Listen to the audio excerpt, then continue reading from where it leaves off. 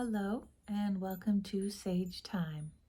Lillian here with you today as I touch upon the pulse of the collective, offering a narrative for you to personally translate and ascribe in accordance to your highest design. So welcome today to your daily tarot. And I did a preliminary pull from the Beyond Lemuria deck to get an overall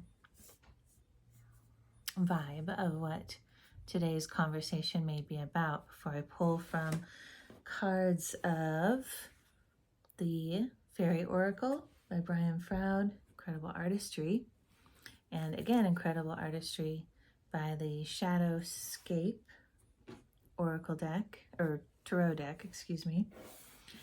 So today's card that came out actually reminded me of something that I read out of the book Women Who Run with Wolves. Many of you may know this book. It's a very popular book for those in the circuit of that deep inner feminine journey. It's written by Clarissa, Pinkola, Estés, and I bring it up because the piece that I read a few days ago reminds me of the card that came up for you today. And I'm actually going to stick with this reading till the end. I'm going to read that piece, and we'll see how the cards that come out in between this introduction card of vulnerability. Isn't that exquisite? Just exquisite is the word that wants to be used. And then that writing piece that I'm going to read here at the end of today's video. So, what am I... You know what's interesting that's coming through for me from this vulnerability card is I'm looking at all these little triangles and circles and shapes kind of in the background and also along what would be almost the scales of this dragon. And it's making me think of what people often refer to as the Akashic records. And I'm going to use that term for ease sakes. For those of you who may not know what the Akashic records is or haven't heard that term, maybe you use something different. It is a way of tapping into an aspect within the self that can transcend time and space, so to speak, and access the personal library of your soul in terms of all of your soul's journey, is what it has learned, what has come before it, and I personally feel what comes after it, because time is a construct that we live in as humans, not necessarily one that the soul works in a linear fashion anyways. So I'm looking at this card and I'm feeling this. Yeah, and see these little reverberation, like speaker or echoes in the water, you know, if you hum into the water. And I'm feeling like these are all pieces of accessing ancient wisdom. The dragon represents ancient lore. It also represents primordial wisdom, the primordial seas in a lot of mythology. The dragons were considered to be the originators of the elements, the primary elements. And from the dragons came the elements, and from the elements came more dragons, so to speak. And so they have this energy, what's coming through today. Of course, yes, they have a tremendous association with guardianship, protection, a fierce truth in a way. And when I say fierce truth, it's the kind of truth that transcends all opinions, perspectives in any type of lifestyle. Human, animal, this planet, other planets. And so they have that, the fierceness to it, because dragons don't dilly-dally with the, we'll say, the whims of emotion, the whims of attachment and limitation. They are eternal. And so they do not care if truths, core truths, hurt anyone's feelings or any great system's feelings. They are of the original, the primordial goo and essence of the universe. And they're as ancient as time itself. They're more ancient than time itself. And I'm feeling from this vulnerability card, excuse me, that there is a leaning into the truth of one's knowings. And when I'm saying knowings, I'm meaning the record of your own soul. Maybe that comes in words and in stories and feelings and in images, and it might just come in shapes and swirls and simply a knowing, later to be pulled apart and translated and understood in a more human cognitive understanding. And here again, I'm looking also, I feel like I could spend forever on this exquisite card. I'm looking at the prisms here, which represent today for me in terms of this narrative, the dimensional aspects of an individual's life as well as the soul. But we'll look at in terms of you as the human that you are. People speak of multiple timelines, and that's more of a parallel coexistence.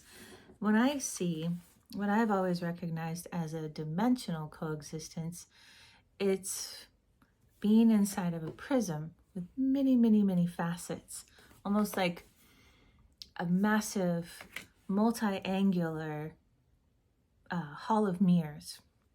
And each prism is showing you an angle and a shade and a variation of who you are and what you know and how you've lived and what you've done and not done. And so this is what the card vulnerability is speaking to me of today. Really, really big stuff. And so I'm wondering if you are exploring or being, that's what it is. It sounds like for those that this message resonates with, you are being called into exploring something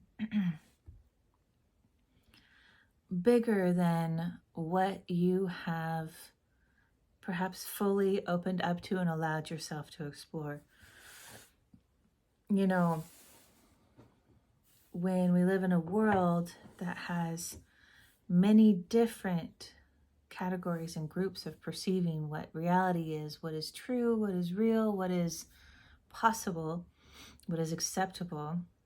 And for those of us who are on a unique path, and when I say unique, I mean unique completely unto yourself. There may be others that have similarities and share some and not all similarities of understanding what makes sense and the knowings that you know. And so when we're in this world where when we interact with different people, we can perceive their perception of, say, reality and how things ought to be and are. And it's easy to get caught up in that. It's easy to let our consciousness get entangled with another person's consciousness and all of a sudden be like warped or sucked into their perspective. And for those of us who are highly sensitive or have that ability to do so and are still learning to navigate the barriers between that, or to keep one foothold of awareness in our own consciousness while perceiving another's, it can be really challenging, really, really challenging, especially when the other person's consciousness and perspective reality is magnified by others' consciousness and so forth, and it's rigid and limiting. Yeah, and then we feel it, it gets in our body and things like that. And so this card to me is speaking about the vulnerability of opening yourself up into something even more, for lack of technical terms, even more woo-woo, fantastical, even more mythical and non-conforming and not distinct necessarily. Shapes and swirls and colors and shades and weaves and ebbs and flows and points and then changes. And so I think well, I don't think I'm clear, there we go, that is what is wanting to be discussed. And here we've got the first card coming out, and this, oh, hello, nurse. Okay, apologize about that. When I reached down to get the card that fell, my little sweet dog, he likes to be right in the middle whenever I'm working with these kinds of energies of my business, and he gets intertwined in my chair, and I move the chair, and the little wheelies pulled his tail hair feathers, and anyway, so here we go. The three cards that came out in support: vulnerability, primordial, dragon, ancient wisdom. Okay, so we've got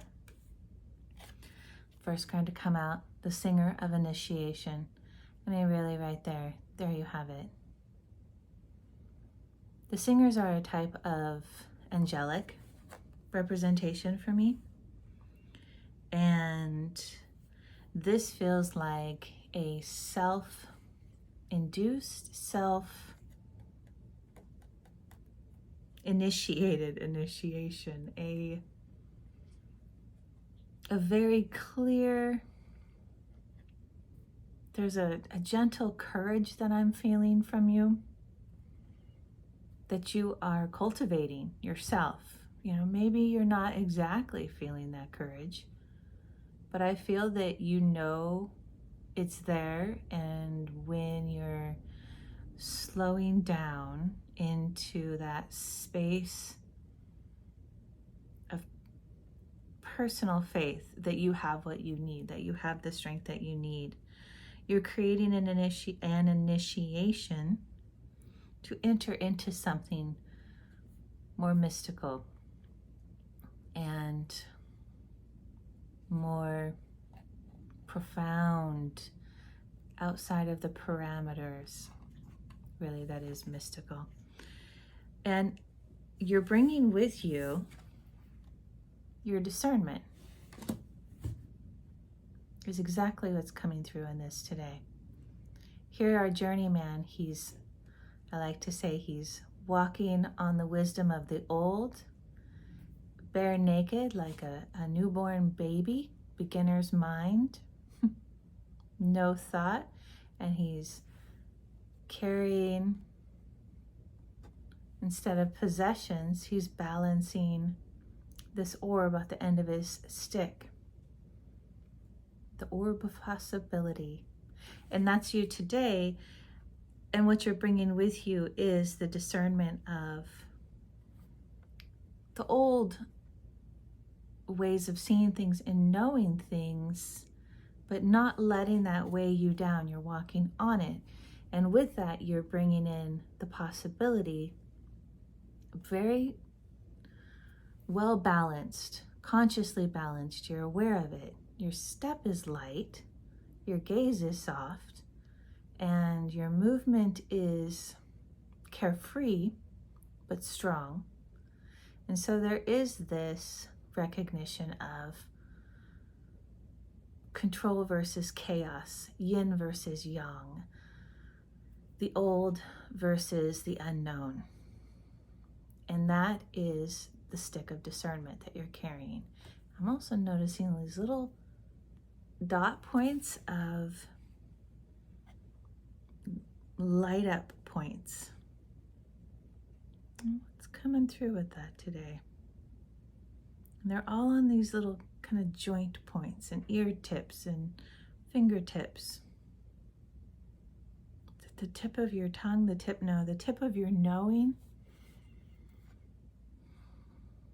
That's it. All of it that you're perceiving is being perceived from the tips of your knowing, the tips of your perception. And so being in this 0 point beginner's mind state is allowing you to gently feel these little sparks of wisdom and knowledge coming in at the tips of your awareness. To see at the tips of his ears there too, it's really lit up. And so he can pick and choose one at a time, listen to what it has to say, and then use his discernment from the old, but also who he is, what resonates with him. And I don't think he knows he doesn't need to be right. He simply needs to listen, feel what resonates, and move forward and carry with him what does work, and disregard that hand behind him, what doesn't, at any given time. Because nothing's set in stone, and he's aware of that. And that's where we've got our honesty card. I love our friend Honesty. Look at his sweet face. At first, I always feel like there's this sadness, but whenever I feel into him, it's such a genuine authenticity, a simple state of, I am opening to what is available to me and listening and hearing and allowing. You can see that information coming in through his heart chakra, along the clavicle, the gateway from the throat chakra, to the heart chakra, to be perceived and honestly listened to and assessed without opinion, without the need to label as right or wrong, but an observation of kindness. And you can always see kindness in somebody's eyes when it holds that depth of sorrow. And I mean sorrow in the most beautiful, reverent way. This Honesty fellow character, he carries that sorrow with him, but he isn't sorrow. He isn't sad. He simply allows it to still exist because it's everywhere. It's in the ether. It moves through him. Because it keeps him not just in a state of humility, it allows him to magnify and keep close to the surface the most truthful, most honest aspects of himself. And that's what deep sorrow does. Anybody who has ever experienced incredible grief and loss knows there is no better opening and raw vulnerability to truth at a soul level of the core of who you are than losing something or someone, maybe many things that are so near and dear to you. It cracks open the human facade and personality self, the attachment self, and just allows this raw heart core awareness of love and pain circling around and back into itself like an Ouroboros, or a spectrum of color circled in instead of stretched out in a linear fashion, circled in upon itself. And that's when we realize that every one extreme of a polarity compared to the other in truth comes together as the same. Great love isn't just felt in its highest and truest depths because of incredible loss and sorrow. It is part of it.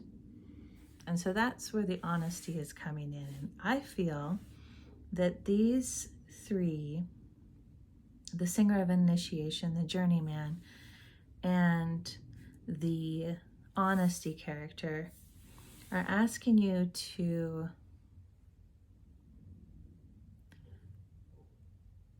touch into those aspects of yourself, in particular the journeyman and the honesty, being aware that, number one, you are accessing your great empowerment to move into this new initiation. Nobody gets to tell you that you're wrong and have you believe it, because you are taking that step forward yourself. You have taken and stripped off all the cloaks and clothing pieces of attachment and personality, all the masks of who you are and who you are not, and you just left them on the ground behind you. Because you're getting real with yourself. And to get real with yourself means to know that external perspectives and opinions have nothing to do with you. And when you see that and recognize that, all that's left is you looking at yourself with incredible, sincere depth of pain equaling love in the highest, most pure sense, right in the mirror. Truth, honesty. And that seems to be exactly what you are bringing with you on your journey into this next mystical opening of exploration, whether you're delving deep into areas within your inner universe and or your outer universe, or using one to access the other. You're doing so with an incredible level of purity and integrity. I think it might even be, it's like it's surprising your own self, and yet at the same time, it's so familiar and comfortable. It has that coming home feeling and sensation. And so I think with that, actually, I'm not even going to go to the Shadowscape deck. I'm going to go to this read called The Wolf's Eyelash, again from Women Who Run with Wolves by Clarissa, Pinkola, Estés. Before I get started on this real quick, go ahead, and if this reading is resonating with you, or even if it's not and you want to support me, go ahead and hit that like button and tap the subscribe button and be an awesome person, because you already are. So share a little of that awesomeness with the world, myself included. And here we go. This is the story of the wolf's eyelash. If you don't go out in the woods, nothing will ever happen, and your life will never begin. Don't go out in the woods, don't go out, they said. Why not? Why should I not go out into the woods tonight? She asked. A big wolf lives there who eats humans such as you. Don't go out in the woods, don't go out. We mean it. Naturally, she went out. She went out in the woods anyways, and of course she met the wolf, just as they had warned her. See, we told you, they crowed. This is my life, not a fairy tale, you dolts, she said. I have to go to the woods and I have to meet the wolf, or else my life will never begin. But the wolf she encountered was in a trap. In a trap this wolf's leg was in. Help me, oh help me, I, cried the wolf. Help me, oh help me, he cried, and I shall reward you justly. For this is the way of wolves and tales of this kind. How do I know you won't harm me? She asked. It was her job to ask questions. How do I know you will not kill me and leave me lying in my bones? Wrong question, said this wolf. You just have to take my word for it. And the wolf began to cry and wail once again and more. Oh, aye. There's only one question worth asking, fair maiden. Ooh, aye, the soul. Oh, you wolf. I will take a chance. All right, here. And she sprang the trap, and the wolf drew out his paw, and this she bound with herbs and grasses. Oh, thank you, kind maiden, thank you, said the wolf. And because she had read too many of the wrong kind of tales, she cried, Go ahead, kill me now, and let us get this over with. But no, this did not come to pass. Instead, this wolf put his paw upon her arm. I'm a wolf from another time and place, said he, and plucking a lash from his eye, gave it to her and said, Use this and be wise. From now on, you will know who is good and not so good. Just look through my eyes and you will see clearly. For letting me live, I bid you live in a manner as never before. Remember, there's only one question worth asking, fair maiden. Ooh, aye, the soul. You like that? And so she went back to her village, happy to still have her life, and this time, as they said, just stay here and be my bride, or do as I tell you, or say as I want you to say, and remain as unwritten upon as the day you came. She held up the wolf's eyelash and peered through, and she saw their motives as she had not seen them before. And the next time the butcher weighed the meat, she looked through her wolf's eyelash and saw that he weighed his thumb too. And she looked at her suitor, who said, I am so good for you. And she saw that her suitor was so good for exactly nothing. And in this way and more, she was saved.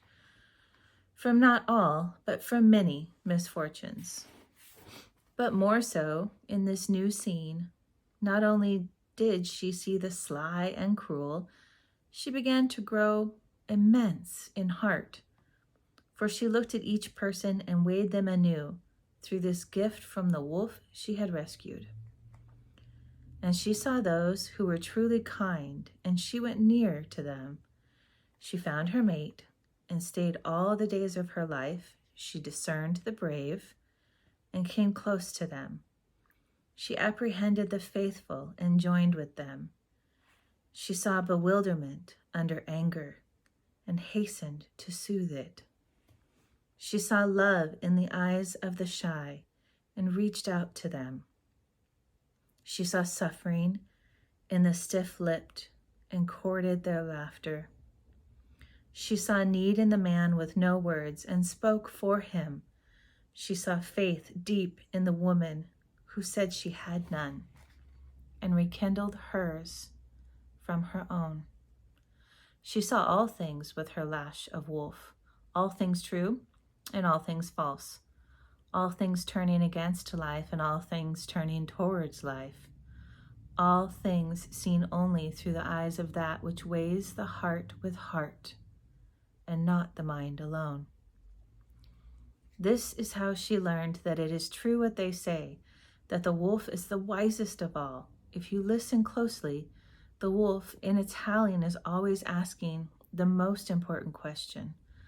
Not where is the next food, not where is the next fight, not where is the next dance, but the most important question, in order to see into and behind, to weigh the value of all that lives. Ooh, aye, the soul. Ooh, aye, the soul. I'm getting good at that. Where is the soul?